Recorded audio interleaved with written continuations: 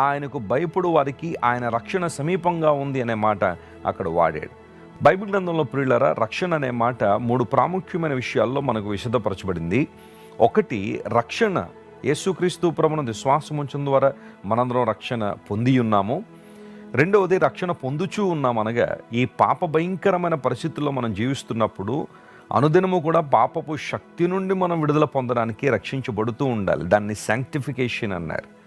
ఆ తర్వాత ఒక రోజున మనం రక్షించబడుదుము అనే మాట ఎక్కడైనా మీరు చూస్తుంటే బైబిల్లో అది దేవుడు మనకి ఇవ్వబోతున్న మహిమను గురించిన వివరమై ఉంది. దాన్నే గ్లోరిఫికేషన్ అన్నారు.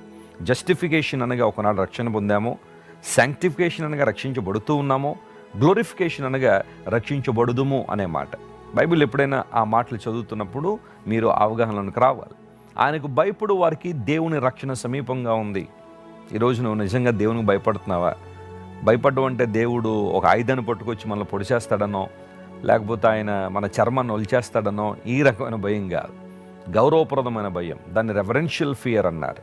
దేవుడు అంటే మన భయం ఉన్నప్పుడు గౌరవప్రదమైన భయాన్ని మనం కలిగి ఉండి, దేవునిలో దీన మనసు కలిగి ఉండి ఆయన ఆరాధిస్తాం, ఆయన సేవిస్తాం. అలాంటి పరిశుద్ధమైన భయములో, పరిశుద్ధమైన భయభక్తులతో మనం జీవించాలనే దేవుడు ఆశిస్తున్నాడు. దేవుడు నేను రక్షిస్తున్నాడు.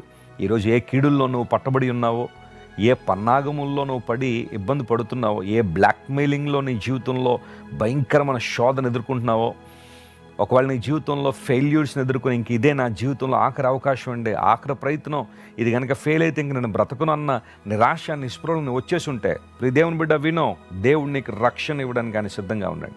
ఆయన నిన్ను కాపాడుతున్నాడు, భద్రపరుస్తున్నాడు.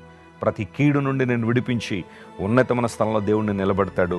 ఆయన మహిమతో, ఆయన రక్షణతో నువ్వు అలంకరించబడగలిగితే అంతకన్నా గొప్ప విషయం మరొకటి లేదు.